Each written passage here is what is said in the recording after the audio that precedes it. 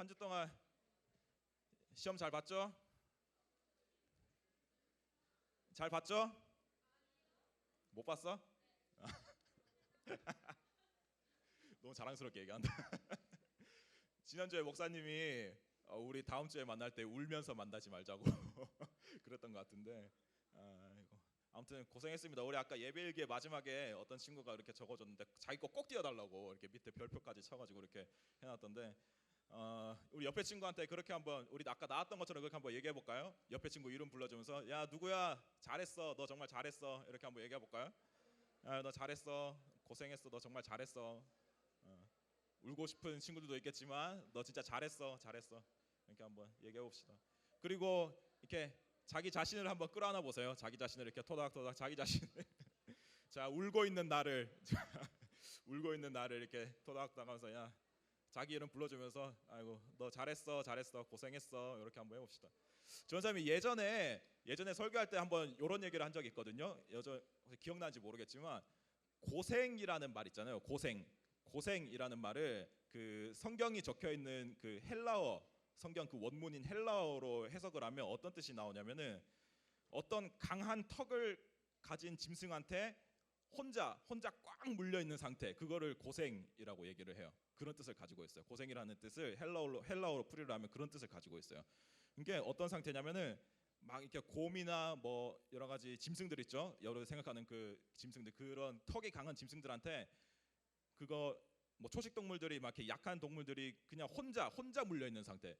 자기 혼자 물려 있고 여러 그러니까 동료들 초식 동물들은 무리지어 다니잖아, 그지? 근데 나머지 동료들은 다 도망가고 없고 혼자 그렇게 꽉 물려 있는 그 상태를 고생이라고 얘기를 해요. 여러분 시험 때문에 고생했죠, 그죠? 고생했죠. 자기 자신을 좀 이렇게 잘했다고 좀 위로해주고. 아무튼 뭐 잘못 친구도 있고 아직 덜 끝난 친구들도 있죠, 그죠? 혹시 덜 끝난 불쌍한 친구도 한번 손 들어봐. 덜 끝났다. 덜 끝났다. 있구나. 자, 덜 끝난 친구들도 마지막까지 힘내서 잘했으면 좋겠습니다. 자, 그리고 그 전사님 부탁하고 좀 싶은 게 있는데 우리 예배일기 쓰잖아요, 그죠? 예배일기를 좀 써줬으면 좋겠어요. 날이 갈수록 줄고 있는데 좀 이렇게 써줬으면 좋겠는데 그냥 뭐 이렇게 뭐 예배 때 뭐 설교 때나 뭐 찬양 때 뭐 이렇게 느낀 감정들 뭐 적어도 좋고 그냥 여러 가지 적어도 돼요. 꼭 그것만 적는 게 아니고 자기 그냥 한 주간에 뭐 한풀이 해도 되고 그냥 뭐 이것저것 뭐 전사님한테 뭐 잘생겼어 이런 거 적어도 되고 뭐 그런 거 여러 가지 그냥 자기가 쓰고 싶은 그냥 아무거나 적으면 돼요. 알겠죠? 그냥 자기의 감정들 적어도 되고 뭐 굳이 뭐 말씀에 관련된 거 안 적어도 되니까 그거 왜 그러냐면은 그거를 보고 전사님이나 목사님들이 그거를 보고 여러분들의 마음을 알 수가 있고 혹시 기도가 필요한 친구들이 있다면 혹시 누군지 모르지만 익명이기 때문에 누군지 모르지만 그걸 보고 기도할 수가 있어요. 그래서 꼭 기도 필요한 친구들은 뭐 그런 것도 적어도 되고 그런 상황들을 보고 저희가 기도를 해드릴 테니까 그런 것들 좀 적어주셨으면 좋겠습니다. 자, 자 우리가 지난주까지 그 2주 동안 그 설문지를 적어냈던 거 기억나요? 설문지. 내가 생각했던 너 왜 웃니? 내가 생각하는 예배자는 누구인가라는 그 설문지를 적어냈는데 그 목사님이 지난주에 말씀하셨던 것처럼 그 여러분들이 적어낸 것 중에 몇 명을 선정을 해서 7월 한 달 동안 그거를 가지고 설교를 할 겁니다. 그래서 오늘은 그 첫 번째 시간입니다. 첫 번째 시간입니다. 자, 첫 번째로 선택된 사람이 누굴까요? 아까 말씀에 나왔죠, 그죠? 자, 첫 번째는 이 친구입니다. 전사님 글씨를 알아보기가 좀 힘들어서 밑에 적어왔어요. 자, 스데반 집사. 남들이 어떻게 보고 뭐라 하던 내가 믿는 하나님을 믿고 전했기 때문이라고 적었습니다. 혹시 이거 적은 사람 있어요? 혹시 오늘 왔나? 이렇게 하지 말고 너야? 그렇구나. 여러분 이거 뽑히면 우리가 이거 4주죠, 그죠? 4주간 뽑으면은 이 뽑힌 친구들한테 소정의 선물을 줄 거예요. 알겠죠? 찬민이 알겠죠? 기억해 놓을게요. 자, 첫 번째 우리가 그 사실은 전사님이 일주일간 이렇게 설교를 쓰거든요. 쓰면은 이게 한글 파일로 이렇게 컴퓨터로 한글 파일로 작업을 해요. 작업을 해서 이렇게 쓰고 쭉 쓰고 하는데 어제 전사님이 설교를 파일을 이렇게 여러 가지 생각하다가 파일을 그냥 지워버렸어요. 딜리트 해버렸어요. 예. 그냥 딜리트가 아니고 시프트 딜리트 했어요. 그래서 왜냐면은 오늘은 조금 설교라기보다는 좀 영상을 볼 거예요.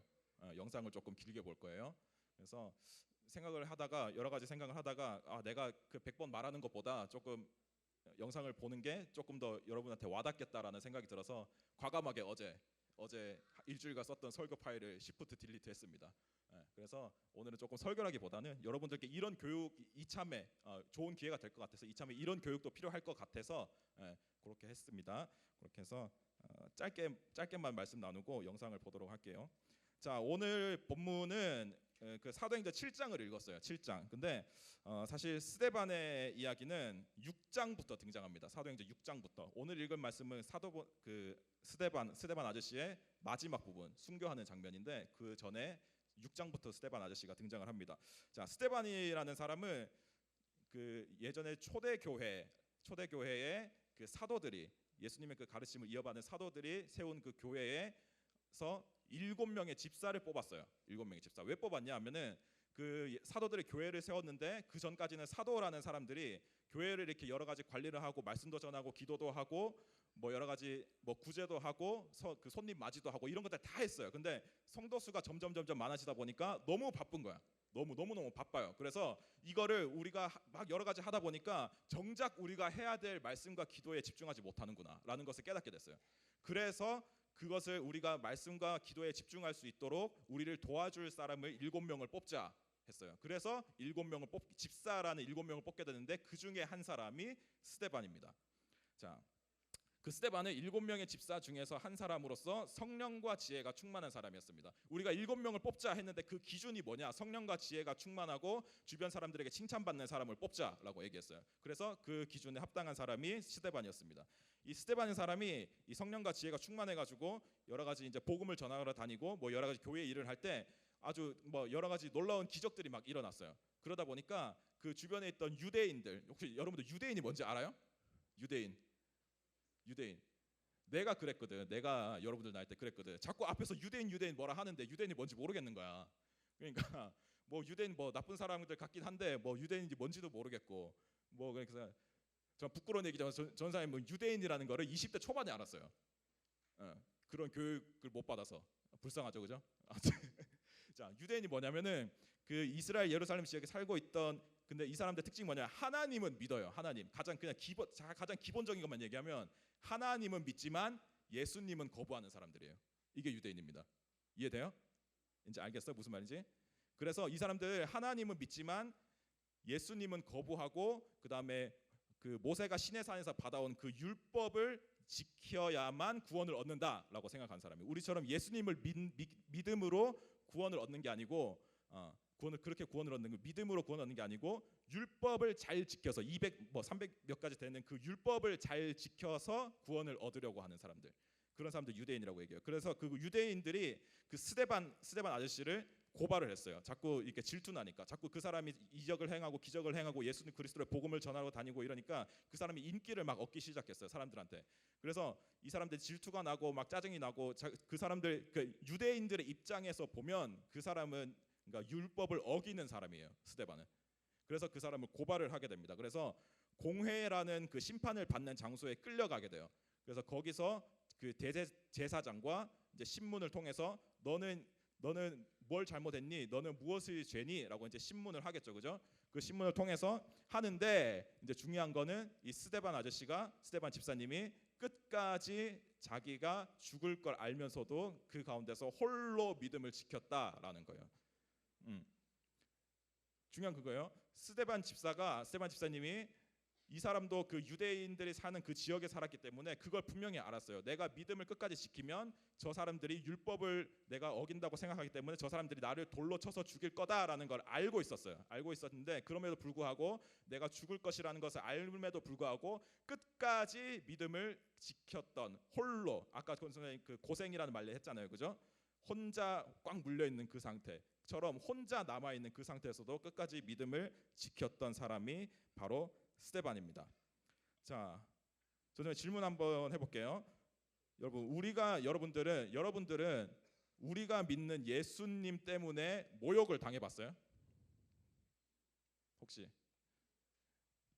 뭐 스데반처럼 막 죽지는 않겠죠, 그죠? 죽지는 않겠지만 여러분이 믿는 예수님 때문에 모욕 당해봤냐고? 조금 더 쉽게 하면 조롱 당해봤냐고?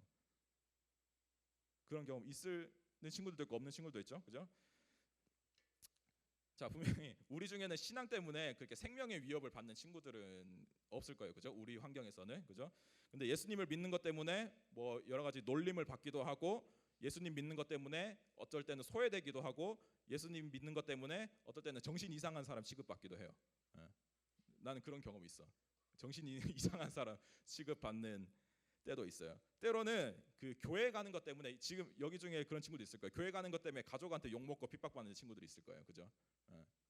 그런 친구들도 있을 거고, 또 친구들과 아니면 아는 사람과 관계에서 뭐 우리랑 생각과 가치관이 다른 그런 사람들한테 그런 친구들하고 원치 않는 그런 뭐 논쟁을 펼칠 때도 있어요, 그죠? 우리가 가지고 있는 성경적 가치관과 그 친구들이 가지고 있는 굳이 표현하자면 세상적 가치관과 그 가치관과 생각이 다르기 때문에, 뭐 예를 들어 뭐 술을 마시면 안 된다, 뭐 이런 것들, 아니면 뭐 동성애 문제라든지 우리가 갖고 있는 가치관이 다르고, 그죠? 그런 것들로 인해서 원치 않는 논쟁을 펼칠 때도 있어요. 이렇게 우리가 믿는 그 예수님이라는 이름 때문에 우리는 때때로 조롱을 당하고 모욕을 당하며 살아갑니다. 그리고 이러한 조롱과 모욕은 우리가 신앙을 잃어버리도록 만들기에 충분한 것 같아요. 우리가 생각하기에 스데반처럼 믿음을 지킬 수 없는 그 상황에서 끝까지 믿음을 홀로 지키는 거는 참 어려운 일인 것 같습니다. 자, 이제 영상을 좀 보려고 하는데요. 준비를 좀 해주시고요. 자, 저는 스데반을 볼 때마다 떠오르는 분이 있어요. 누구냐면 요거는 스데반 그림이에요. 그렇죠. 혹시 이분 누군지 아는 사람? 안다 아는 사람? 그렇죠. 사람 오케이. 조선 사람 오케이. 중국? 김구? 내가 김구는 나올 거라 예상했다. 자, 김구. 또 이거 누군지 아는 사람? 던져봐 누군지. 주시경? 안창호. 주시경? 정답이 나왔어요. 주기철 목사님입니다. 혹시 주기철 목사님 아는 사람? 몇 명 있죠, 그죠? 손이 들어진. 자, 주기철 목사님이라는 분이에요. 저 스데반을 볼 때마다 이분이 떠올라요, 자꾸. 뭐냐면은 이분이 우리나라 기독교 역사가 한 120년이 넘었는데 그 중에서 우리나라 기독교 역사에서 가장 많은 사람들이 존경하는 목사님이 바로 이분이에요. 그래서 오늘 이분의 영상을 좀 보려고 합니다. 예전에 그 2015년도에 KBS에서 한 그 성탄절날 다큐멘터리를 하나 했어요. 이분을 가지고. 근데 좀 지금 생각하면 좀 놀라운 것 같아요. 어떻게 KBS에서 기독교 이 목사님의 영상을 방송을 했을까라는 조금 놀라운 부분이 있지만, 어쨌든 이분의 영상을 보고 마무리하도록 하겠습니다. 영상이 조금 길어요. 그러니까 편안하게 보면 되겠습니다. 네, 영상 틀어주세요.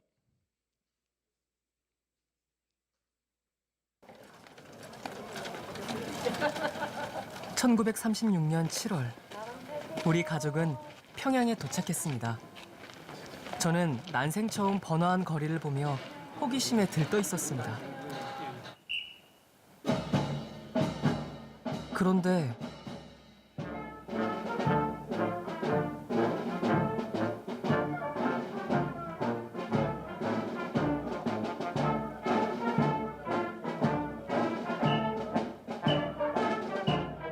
우리 가족을 처음으로 맞아준 건 침략자 일본 군국주의의 상징인 경찰들의 행렬이었습니다.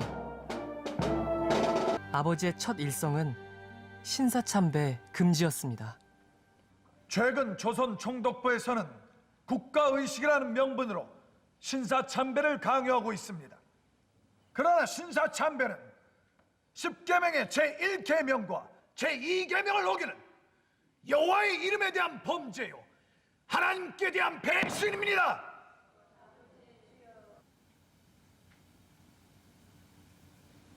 산정형교회 신도들은 절대로 신사참배를 해서는 안 됩니다. 이로 인한 모든 책임은 담임 목사인 제가 지겠습니다.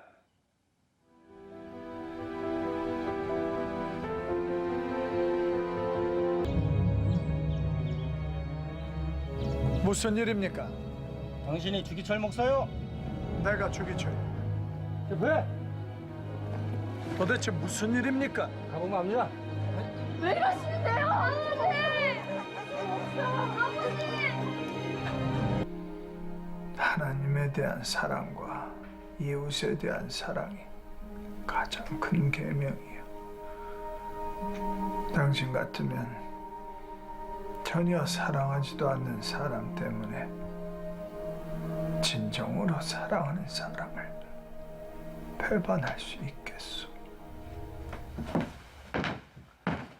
당신의 신을 존경하듯이 대일본제국의 천황폐하도 참배하면 되지 않겠소?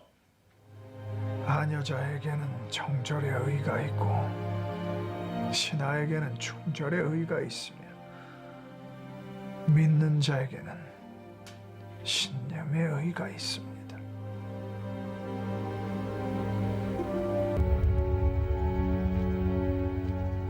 장로교 총회에서 신사참배 결의안이 통과되자 일본 경찰은 아버지를 다시 석방해 주었습니다. 고생 많으셨어요. 괜찮소.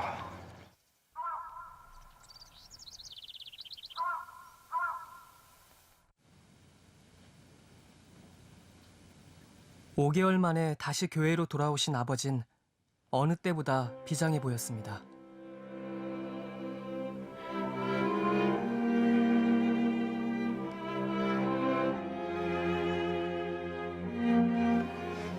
일본 경찰은 아예 예배 중에도 버젓이 예배당 안에 들어와 있었습니다. 성도 여러분, 저는 오늘 이렇게 기도하고 싶습니다. 첫 번째 나의 기도는 이 장기간의 고통을 이기게 하옵소서. 칼로 베고 불로 지지는 고문이라도 한두 번에 끝난다면 견딜 수 있으나 한 달, 두 달, 1년, 10년 계속되는 고통은 견디기 어렵습니다. 두 번째 나의 기도는 의에 살고 의에 죽게 하옵소서. 사람이 나라의 신민이 되어서는 충절의 의가 있고 부부가 되어서는 정절의 의가 있듯이 그리스도인은 주님을 향한 순결의 의가 있습니다. 다섯 번째, 나의 마지막 기도는 내 영혼을 내 주님께 부탁합니다.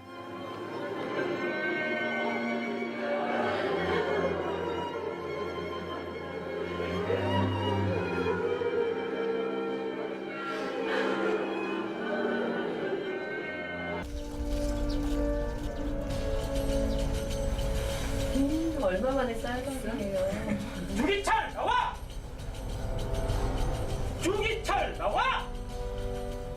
아범아.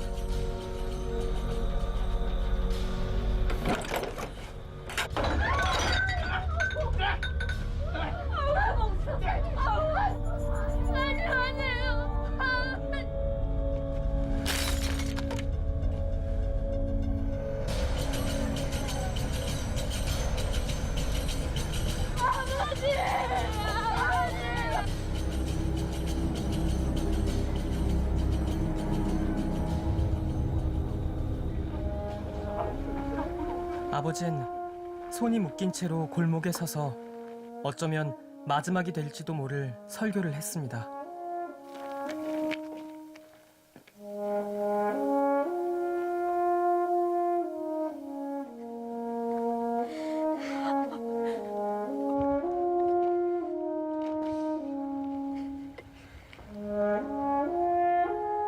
주님을 위하여 오는 십자가를 내가 외면했다가 이 다음 주님이 너는 내 이름과 평안과 즐거움을 다 받아 누리고 고난의 자는 어찌하고 왔느냐고 물으시면 내가 무슨 말로 대답을 하겠습니까?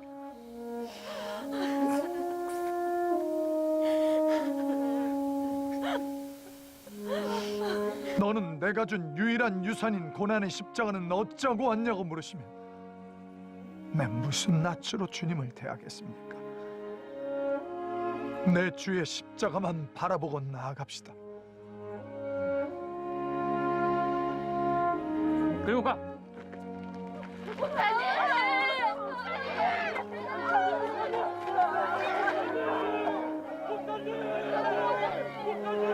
나의 아버지 주기철 목사는 그 이후로 다시는 집에 돌아오지 못했습니다.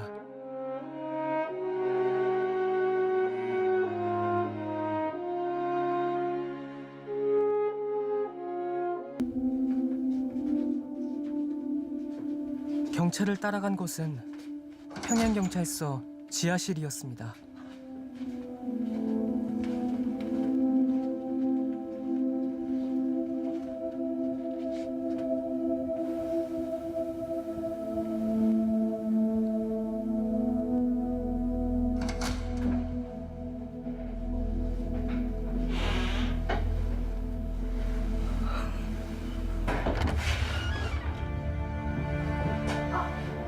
아버지!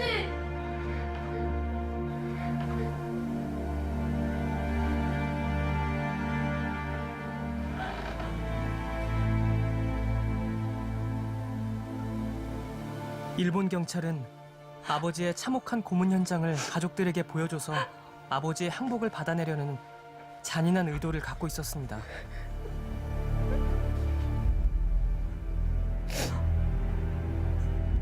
아버지도 병약한 아낙네의 남편이며 어린 아들의 아버지이고 연로하신 할머니의 아들이니까요. 여보게, 주목사.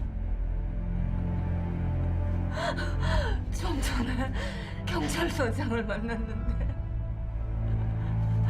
실사 앞에 가서 그냥 고개만 까딱서 아니야, 내가 지금 내가 무슨 말을 하고 있는 거야.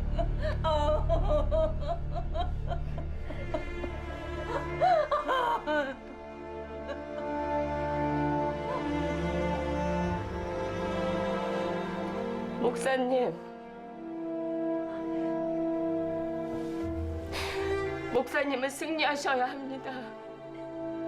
산정은 교회, 아니 조선의 백성들 앞에 결코 일제와 타협하는 모습을 보이셔서는 안 됩니다.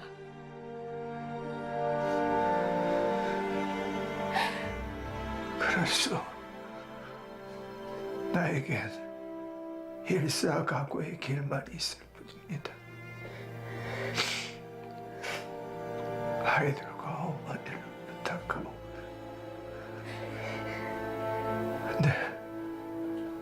하늘나라에 가서 기도하리이다.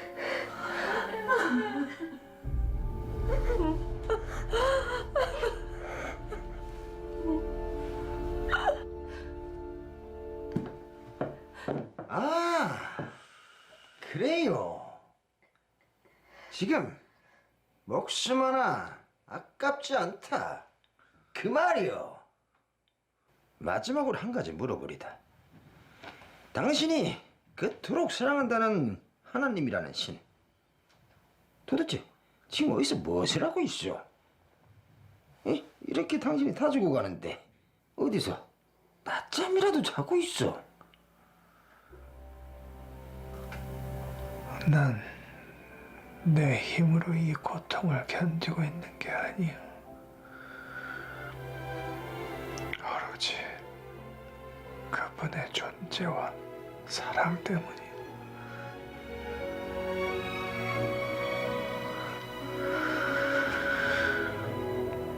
나는 내가 십자가를 지고 있다고 생각했지만 주님이 내 십자가를 지고 가고 있었소.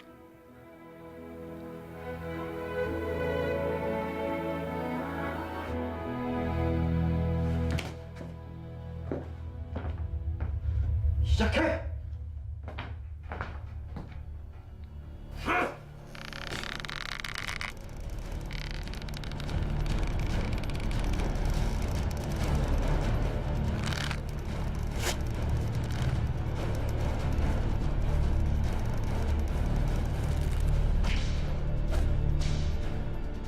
할머니는 혼절하셨고 어머니는 간절히 기도했지만 나는 그때 아버지를 지켜주지 않는 하나님을 원망했습니다.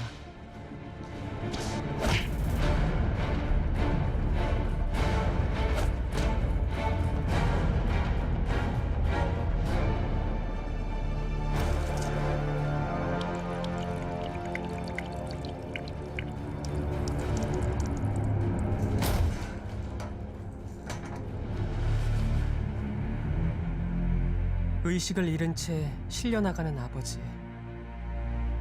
내가 본 아버지의 마지막 모습이었습니다.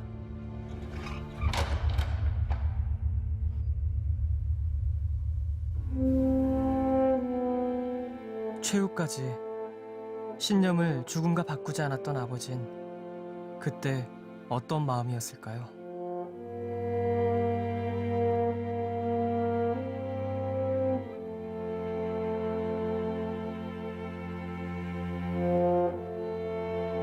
주님, 주께서 계신 곳에 나를 이르게 하소서.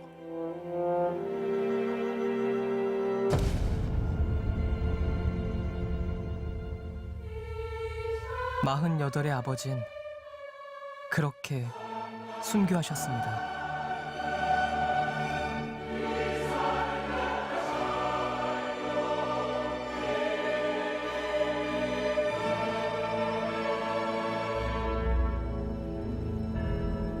일사각오의 정신으로 하나님을 열애하던 아버지는 그토록 그리던 광복을 끝내 보지 못한 채 당신이 사랑하던 그분의 곁으로 갔습니다.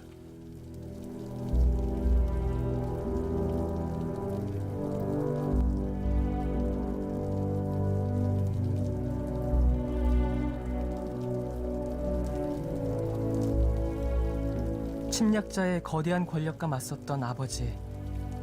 자신의 믿음을 죽음으로써 지켜낸 순교자. 그러나 내가 그런 아버지를 이해하는 데는 60년이란 세월이 흘렀습니다. 이제 제 나이 73살입니다.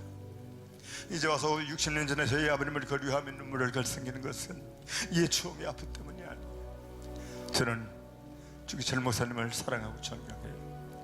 자신의 믿음을 세상의 명예와 평안을 바꾸지 않았던 당신을, 말로서 예수 사랑을 주장하지 않고 행동으로서 예수 사랑을 보여주었던 당신을, 예수 사랑과 나라 사랑은 입으로 하는 것이 아니라 행동으로 실천하는 것임을 우리에게 보여주었던 주기철 목사님, 그런 믿음의 선배를 저는 오늘 아버지란 이름으로 존경합니다.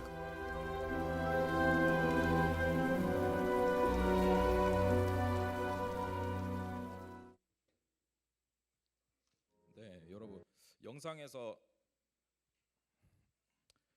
보았던 주기철 이 목사님 외에도, 이분 외에도 우리나라 기독교 역사에는 수많은 순교자들이 있습니다. 주기철 목사님처럼 그분들은 자신의 피와 생명을 내어주면서까지 예수를 향한 믿음을 지켜냈습니다. 결코 믿음을 지켜낼 수 없을 것 같은 상황에서, 그런 상황에서 끝까지 믿음을 지켜내신 분들입니다. 그분들은 예수님의 이름 때문에 모욕당하는 그 자격을 기뻐했어요. 그리고 그 자격의 기쁨으로 인해서 오늘날 우리가 이렇게 자유롭게 신앙생활을 할 수 있게 된 것입니다. 자, 요거 한번 마지막으로 읽어볼까요? 같이 읽어보도록 하겠습니다. 시작. 사도들은 예수의 이름 때문에 모욕을 당할 수 있는 자격을 얻게 된 것을 기뻐하면서 공회에서 물러나왔다. 그들은 날마다 성전에서 그리고 이 집 저 집에서 쉬지 않고 가르치고 예수가 그리스도임을 전하였다. 참 이상하죠. 모욕 당할 수 있는 게 자격이래요. 근데 그 자격을 기뻐한다라고 얘기합니다. 자, 여러분 이제 마무리할게요. 이제 우리의 차례입니다. 우리의 차례예요. 비록 스데반처럼 주기철 목사님처럼 그렇게 뭐 생명의 위협을 받는 뭐 그런 상황이 아닐지라도 우리의 삶에서 우리의 믿음을 흔드는 모든 환경과 요소들로부터 끝까지 여러분들 믿음을 잘 지켜냈으면 좋겠습니다. 때로는 우리가 믿는 그 예수님의 이름 때문에 조롱도 당할 거예요. 조롱도 당할 거고 때로는 그 예수님 때문에 모욕도 당할 겁니다. 그러나 그것을 부끄럽게 여기지 마시고 여러분 정말 바보처럼 끝까지 믿음을 지키는 거는 부끄러운 게 아니에요. 진짜 부끄러운 건 뭐냐면은 두려운 마음에 적당히 타협하고 믿음을 저버리는 게 진짜 부끄러운 겁니다. 앞으로 여러분의 삶에서 도저히 믿음을 지켜낼 수 없을 것 같은 상황이 올 때도 스데반과 주기철 목사님처럼 끝까지 바보처럼 미련하게 그 믿음을 지켜내는 참된 예배자로 살아가길 간절히 바랍니다.